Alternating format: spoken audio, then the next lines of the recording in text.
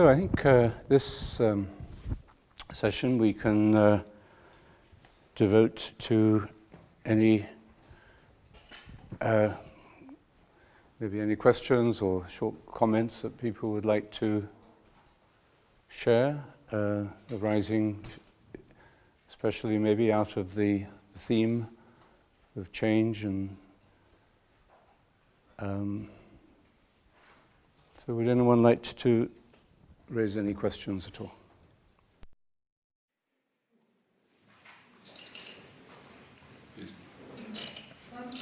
I have a question about ego. Could you explain what you mean by ego? And also, it's so important, but it seems to be a limiting factor. So, I mean, if the ego is all negative, why do we have ego? Why do we have it? Yes. No, it's a very useful question. Thank you about the ego. I think the ego develops. I was in an airport recently, and I saw this poor young mother with two children. I think about 2 or 3 years old, and they must have been traveling a long time, and they were waiting in the immigration line.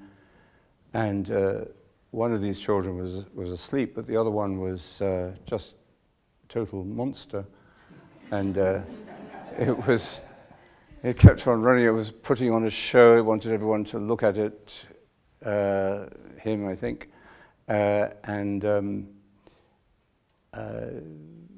attracting attention. And then the mother was trying to call it back, and he'd come back, and she was very frustrated. And anyway, and people were looking and maybe a little bit annoyed, but basically they accepted it as a natural for a child of that age to act like that.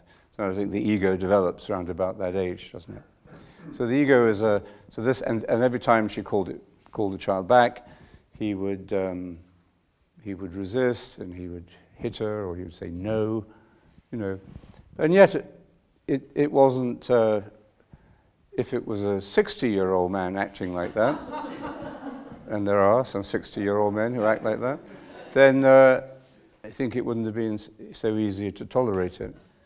But so I think the ego is a natural development in our psyche, and it's a healthy development because it allows us to separate from our mother or our father or our family with whom we have been long identified, and now we begin to sense that we are different.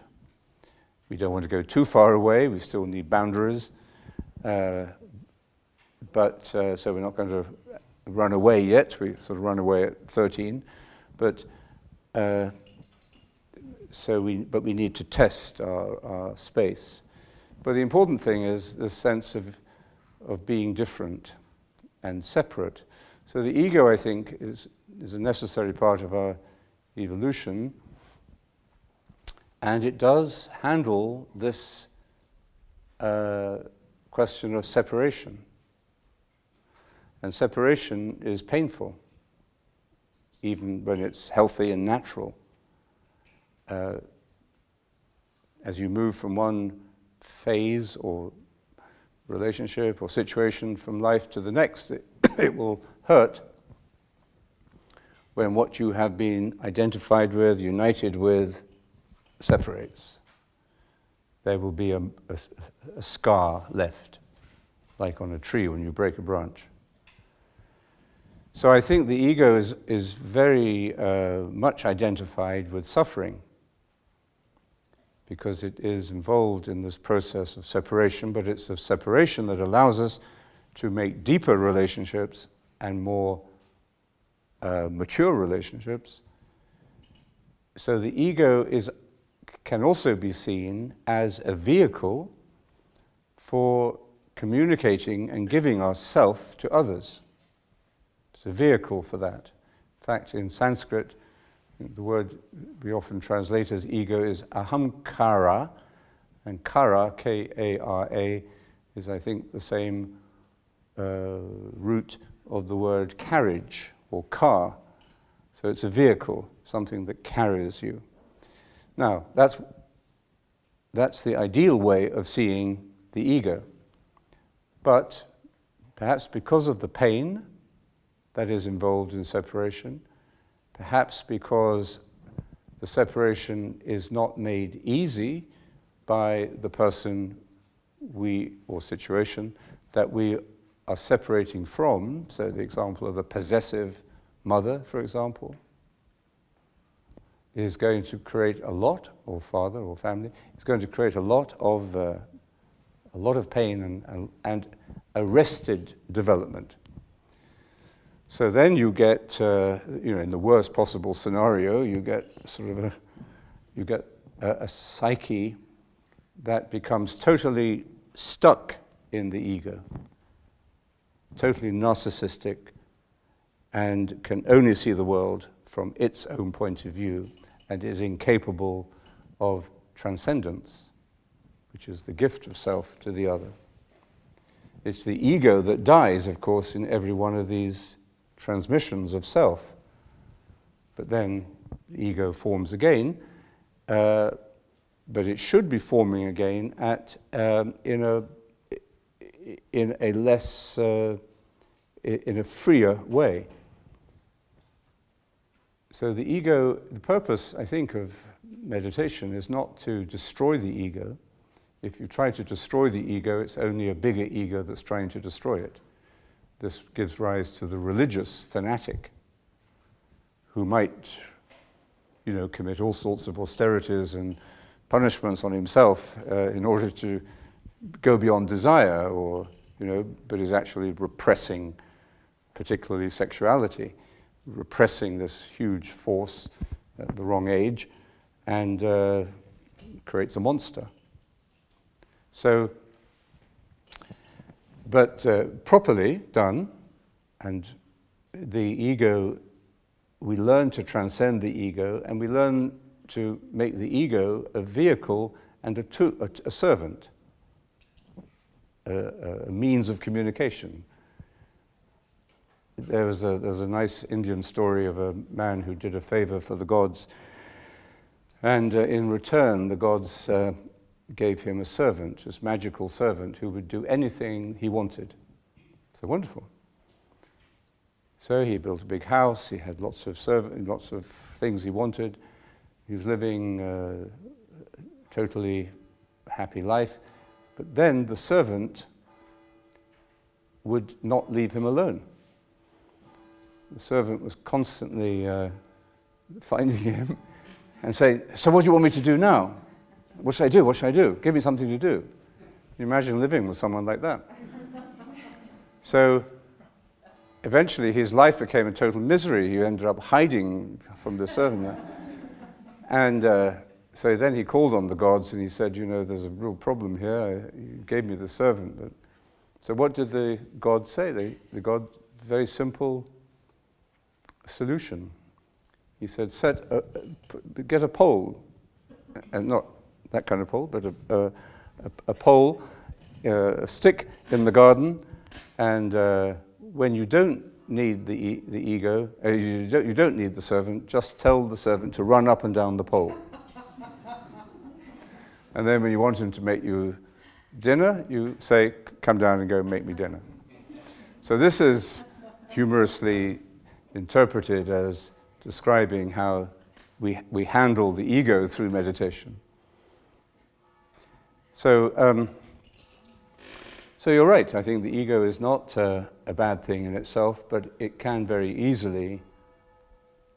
It's like now. Is it a fault in the design, or is the fault itself teaching us something, making us conscious, even through the suffering that it is causing? But we learn through. Through these stages, we learn what the purpose of the whole journey is. Laurence, just adding to that and building on that, one thing I've learned in meditation about the ego is that you start to realise that as you sit down to meditate, that you've got lots of thoughts, and we drop those and we say, our mantra. But we realise that in everyday life, when we're telling the story about ourselves to other people, it's so easy to select in, the stories that you think are going to put you in a good light. And so we select in like little fragments of life and we present those. And the other parts, which are numerous, are not presented as part of our reality. And so I suppose what meditation allows us to see is the fact that we're using that ego as well to sort of for our own drama, our own narrative that we want people to love about us. And so that becomes quite a challenge that to drop that. Yeah. Not Yes, I think is a great actor, and we need to be able to use it. We need masks, or we have roles to perform, and if you're not able to perform the role, I think a waiter is a good example of that. Waiters who are often out of work actors, they have this sort of theatrical enjoyment of their job, and they do their job very well if they stay in their role.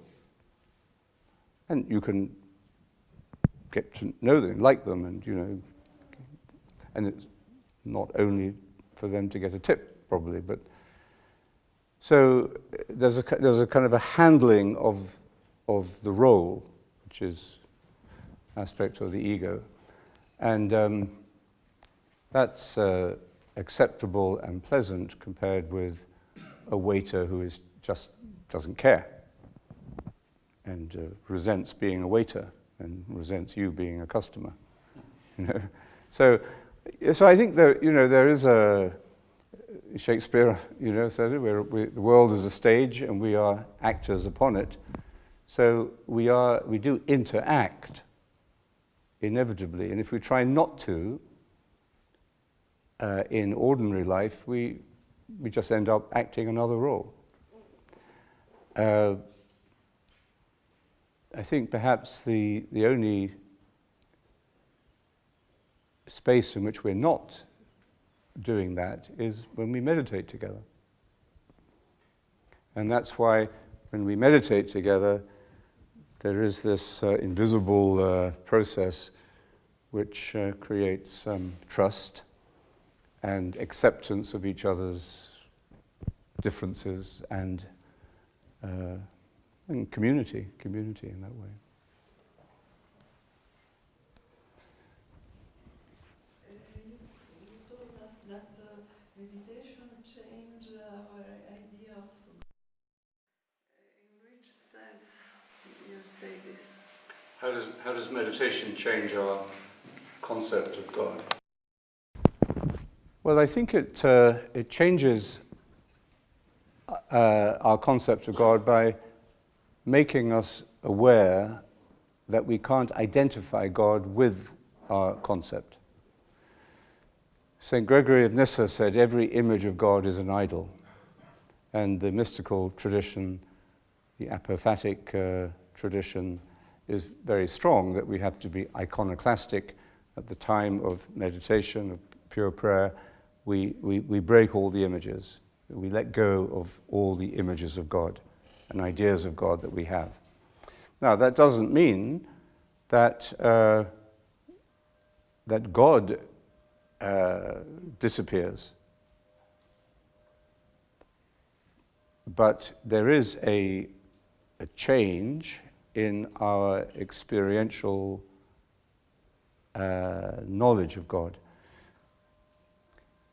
Meister Eckhart said, "I pray to God to rid me of God," which sums it up very well, I think. So what happens is that when you start thinking about God in the light of your meditation, after meditation, between meditation periods, when you start thinking or talking about God, you are learning to relate the experience, which in itself cannot be put into words, to the words that are available or the images that are available to you for communicating the experience. So it isn't that the images and the ideas of God are just all completely destroyed, but it means that you are able to use them much better and maybe be more selective. And I think it's not only religious images or theological ideas about God that are enlivened as a result of meditation. I think you realize there are other ways, not specifically religious, unless you think that everything is religious, but not specifically churchy or theological. And you know that the experience of God is not limited to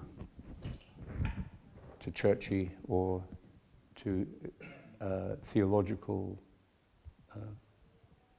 language. So there's an expansion of your experience of God out beyond the theological language and the religious forms. And then, actually, you actually then find that you can use, as with the haikus, you can use the language, the other languages available to you, the language of poetry or the language of music or the language of whatever, or just being aware of this experience of God that is happening in your family or in your work, you know? So it's as if life itself becomes the language that expresses God. And the religious language, which I think for some religious people is the privileged language, and ultimately this, you know, the fundamentalist would say maybe the Bible or the Quran is the Word of God, and it is the supreme Word of God, and or the supreme language by which God can be expressed. And there's no other language. Everything else is secular or profane. But I think meditation shatters that. It also sends you back to the scriptures with a new sensitivity and a new perception of its meaning, which is wonderful. But it also opens up many other kinds of vocabulary for you.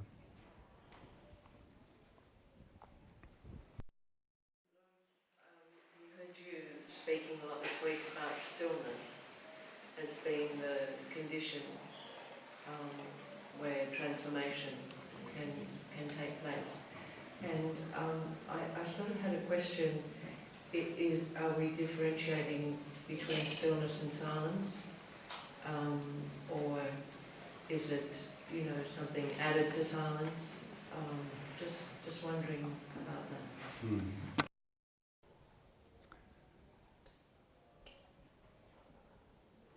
I think they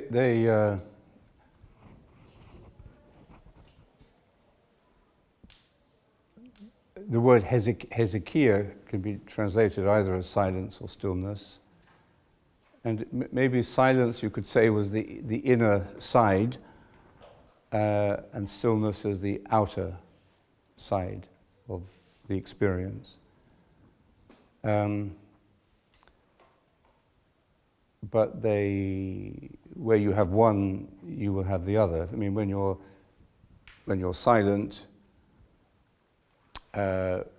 you are more, even when you're physically silent, not talking and controlling your chatter,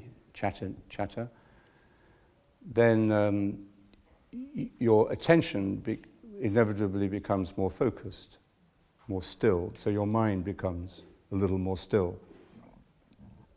It begins to slow down. And then if you persevere with it and don't get frightened, some people get frightened, I think, of slowing down, get frightened of becoming still, so they sort of see meditation just as a process of slowing down, or a retreat even just as a process of slowing down and not going any further. But if we're not frightened of it, then the slowing down, which becomes maybe a moment's complete stillness. And now, the stillness can happen at any moment, of course, but usually it happens as part of a process. So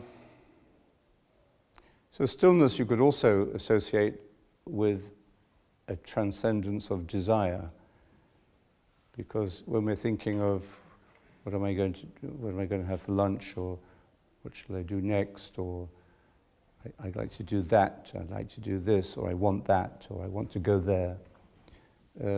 There's a constant movement of the mind as you imagine these things, and you project yourself into them, and then so the mind becomes very busy with its desires. So stillness, by focusing upon the present, or in the present, does take us beyond desire.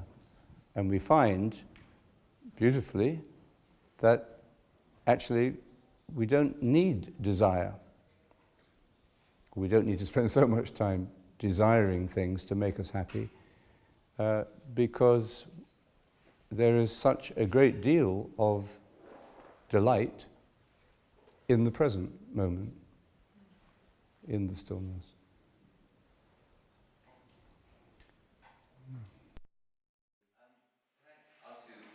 Resistance of the ego to change. What recommendations would you have on overcoming the resistance to change apart from more meditation? Or perhaps Before? Apart from meditation? well, not apart from meditation, but the resistance to change in a character.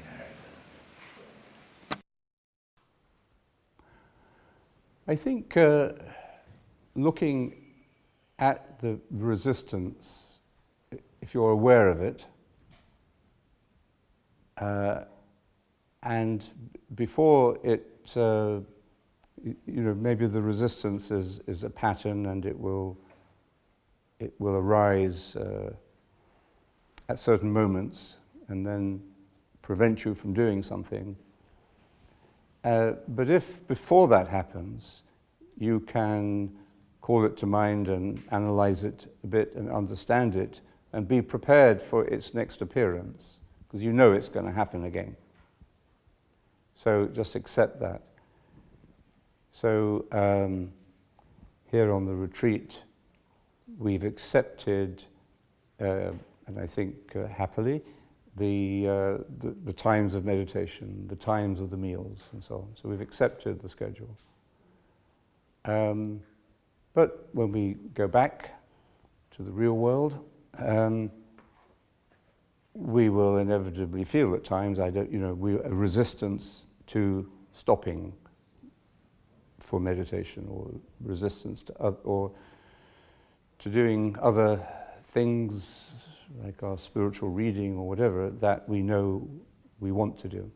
So I think to anticipate those surges of resistance and try to analyze them, catch them as soon as they begin to arise.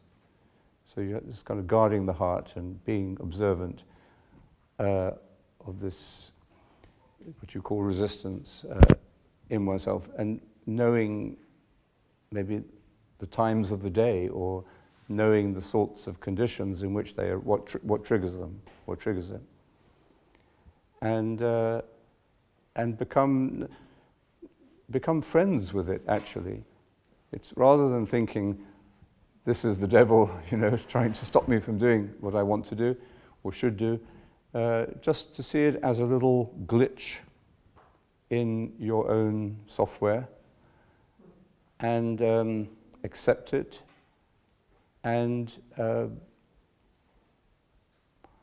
you see, I think the meditation is like this, these software, these malware, what do they call them, these virus checks. And so we've all got these little viruses that pop up and make pleasant things happen on our computer at times. So we need this constant scanning and checking, which happens, I think, unconsciously during the meditation. And if you do a complete scan of your computer, it takes a long time, doesn't it, to go all the way through the hard drive. So the meditation doesn't clear everything out at once, and it requires regular practice. But as soon as you begin to meditate, you begin to be aware. You become more aware of these patterns. And then I think see the pattern, check it, catch it, and then at times you'll feel tremendously free because you can catch it before it catches you. And it's more understanding and insight than an act of the will. If you think of it just as an act of the will, it becomes really tiresome and painful. But if you see that what changes is and frees you from it is insight, acceptance, prudent awareness that this is going to come again, you're not going to get rid of it forever, but through mindful awareness of the pattern, you can catch it in time. That makes sense?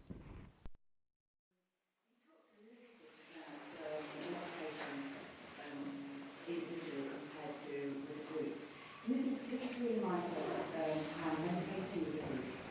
I really enjoyed it when I first ever learned that was 20 years ago. I'm just really interested to know what you think are the differences between the two. And I guess the benefits of joining the group, because I sort of considered it, but I'm a bit of a solo player. I'm a bit of a, like a solo girl as far as meditation goes. So I'm just really interested to know what your thoughts are about the benefits of the... Thank you. Meditating alone or meditating with others. I think in a way they are two sides of the same coin.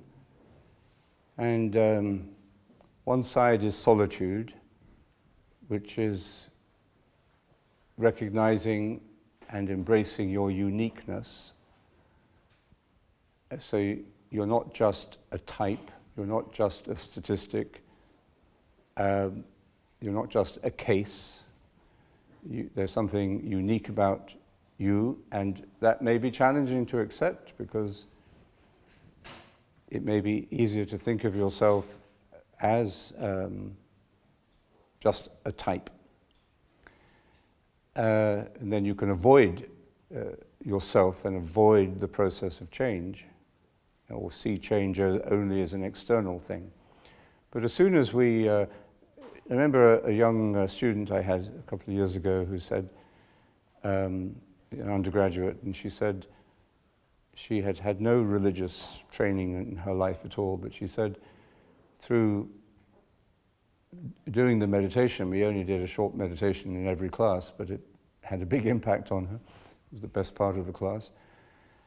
She said it made her aware for the first time that she had an inner life. And that led her to think about even the word God, which she'd never thought about before. So I think meditation does awaken this interiority, and it isn't long before you realize that this interiority has a solitary aspect to it, something unique. So the first thing you have to, that's why it is actually good and helpful to meditate on your own, physically on your own, from time to time, or most people have to do it most of the time. But the other side of the coin is community, because of course, and relationship, and why we see the effects and benefits of meditation in our relationships before everything else, before anything else. First of all, our relationship with ourselves. Our relationship with ourselves is a funny thing to speak about in a sense, because we are who we are, but we also have a relationship with our bodies, with the processes of change that are taking place in us, in our minds, what we're learning, what we're struggling with our faults, with our problems. So we do have a relationship with ourselves. And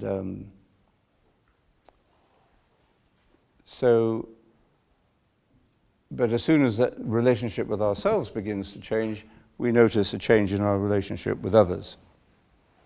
And a deepening and improvement of our relationship with ourselves inevitably improves our relationship with others, and so on, in an ever-expanding ripple effect.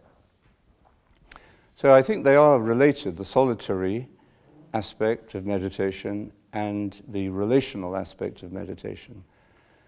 So I think it's very difficult to understand or to work deeply at this interior aspect, the relationship with yourself through meditation, the solitude, without also having times of meditating with others. And St. Benedict says, you join the monastery and the community in order to learn with the friendship and the love and the correction of others how to go out to do the single-handed combat of the desert.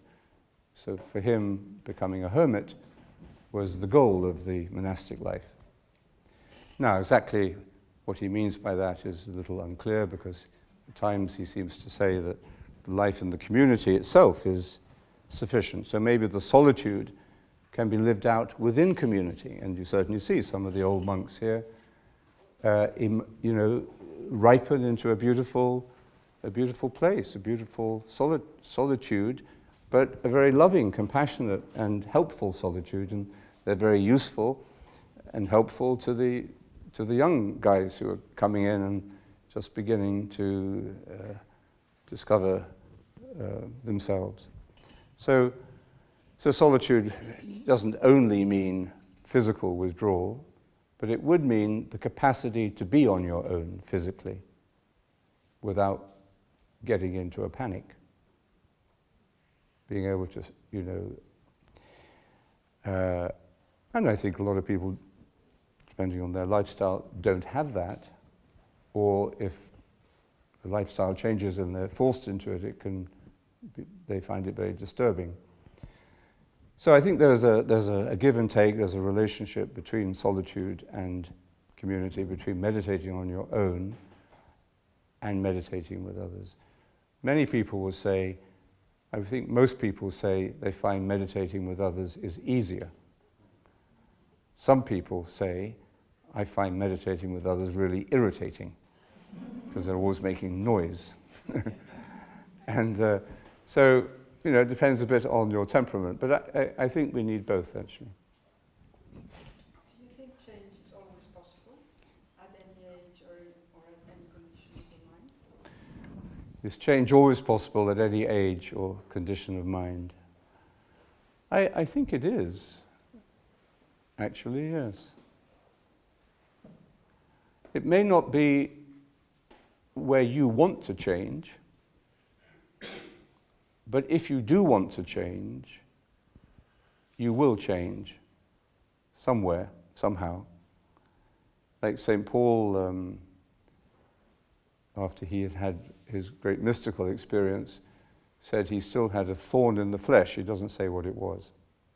So something he wanted to change, and he prayed to God, please get rid of this thorn in the flesh, because then I will be perfect, and I can be the best apostle you've ever had, and spread your word.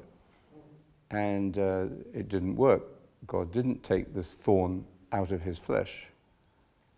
And then he came to understand, and this is change, he came to understand that this thorn in the flesh was actually a good thing, because it kept him humble.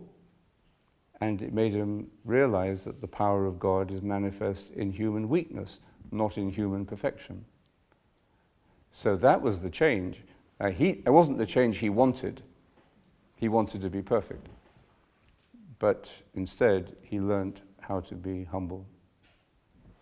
If we want change, that must be desire. Yes, well, desire, as we were saying, desire is one of those words. Decision, maybe. Well, there's a decision in it and an insight, I think, behind it. See, St. John of the Cross says that as we go deeper into this work of contemplation, we must let go of all desire, even the desire for God. Now, St. John is a doctor of the church, but if you said that in most churches, without saying it was St. John of the Cross, they would say you're not a good Catholic or you're not a good Anglican. But there's a sense in that, and I think we should try to understand the meaning of what he's saying. This is very much how John Main uses it as well. However, St. Augustine says the Christian life is one constant, holy desire for God. So how do we use the word desire in these two cases? So the way I try to make sense of it is to think that what we mean by desire is often ambiguous. So let's say we have a wound. Say the pain of separation or the pain of loss. Maybe it happened very early in our life. And the pain of that and the longing for what we didn't have or what was taken away from us, maybe the death of a parent or something, some abuse or something that happened in us or to us even before we were fully conscious or able to process it. So that remains with us as we evolve. Okay? So there's a hunger there. There's a longing for something, for what we didn't have or what we want back. And it's not going to happen. You can't go back and fix things in the past. You can only fix things now.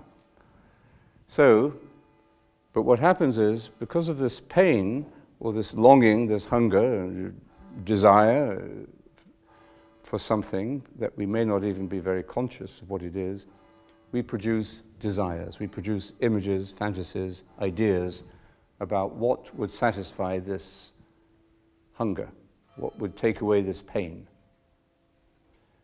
And then we begin this whole sort of intricate family tree of desires, one leading to another. And we may think, okay, if I become Prime Minister, I will satisfy this longing I have for affirmation, for recognition, for success, okay, whatever it may be. But then when you become Prime Minister, or you become CEO, whatever, or you get married to the person of your dreams, that actually doesn't happen. And you feel this, the pain may be taken away for a while, but it comes back. And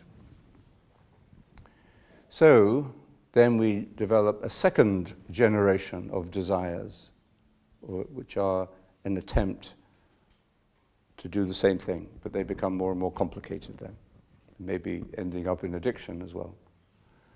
So, that's one way of seeing it. Now, what do we do in meditation? So, in that sense, I think St. John of the Cross is right. We have to get rid of all desires. So now meditation is like walking through this jungle of desires and fantasies that we have and complications. It's like walking through the jungle with a machete, but too violent an image, and just cutting your way through. So you're not looking at every desire or every plant and analyzing it and saying, you know, you're just cutting through it. A narrow little path that leads to life. And saying the mantra is a way to walk that path. And then, I think what happens is, at times, of course, you get hooked by one of these desires, or you get off the track, or you may even start to develop a set of desires about the meditation itself. I want the meditation to give me an experience of God who I desire so much, but the image of God that I have that is going to satisfy my desire for God is just a desire. It's an image of God. So in that sense, we have to let go even of the desire for God. So we keep, and that's where, you know, the teaching of the mantra is radically simple, and few they are who understand it. So, we all understand it to a certain degree, but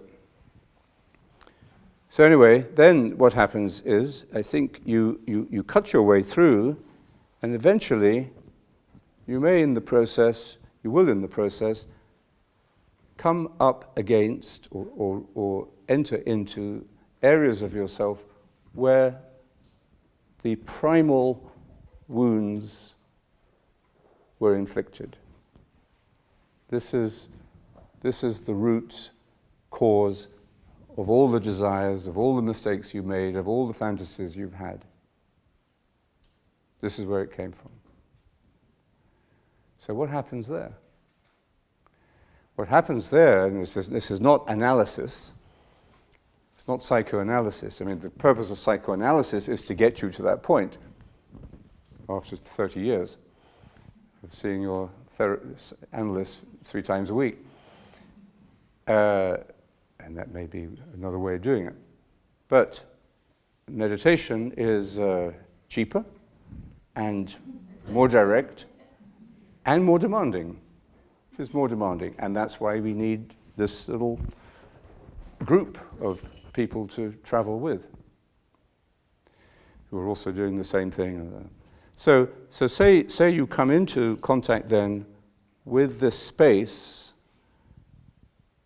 where your need, the primal need that you had, was not met, or something was inflicted, or some habit was formed at a very early stage in your development, through no fault of your own. So what happens there is that if you continue with the work of meditation, when you have reached that quite sensitive space, and you just do the work there without trying to analyze it or solve the problem, I think what happens is that it is there at this weak, apparently, and maybe in a way frightening and vulnerable place in us, like St. Paul, that we meet the power of God. And so this need that we have, which we could call a desire, but it's an unsatisfiable desire. If you didn't have something when you were 3 years old, you're not going to get it now. So it's an unsatisfiable desire. So it isn't even really a desire, it's a need. It's an unmet or distorted or messed up need. Or trauma, yeah, trauma. Exactly, yeah. And then, but in touch with that, simply being in touch with it, simply sitting with it,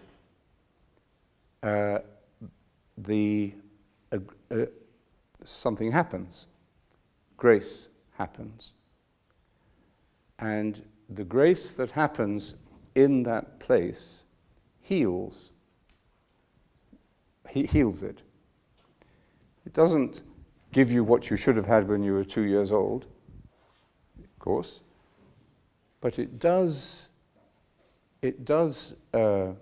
lift you through that place of incompleteness or that place of suffering. It lifts you to a greater wholeness in which you accept this. It's like the wounds are wounds. The wounds remain wounds, but they are no longer hurting. So Jesus appears to the disciples carrying his wounds on his body, but we don't believe that they are hurting him still, but they're still there. And they have a completely different meaning now. So, I mean, that's one way of... No, you could say, I think at this point too, you actually contact at those very vulnerable, personal, intimate, sort of maybe unknowable parts of ourselves, we contact our fundamental need, which was not the need for this or for that we didn't have, but it's a fundamental need for love, for God, for wholeness. Now you could call that a desire, but at that point it's just need. You could say it's pure desire, because you're not trying to possess it, it's just what you need. It's like when you're really hungry. Are you desiring food or do you just need food?